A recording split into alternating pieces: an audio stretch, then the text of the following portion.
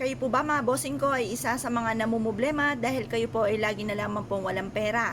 Ako po may tuturo sa inyo po mga bossing. Basta usapin pera, sipag at tiyaga po yan. Double time sa pagkayod at saka positive ka lamang.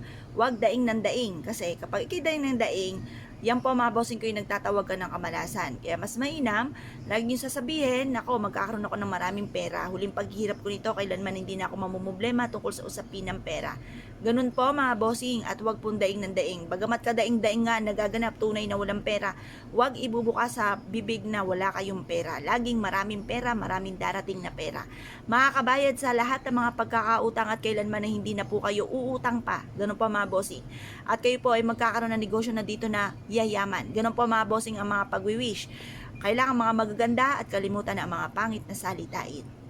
Ako dati-rate mga bossing, nako, lagi na ako negatibo, lagi ko inaaway ang mister ko, lagi ko sinisisi sa buhay po namin.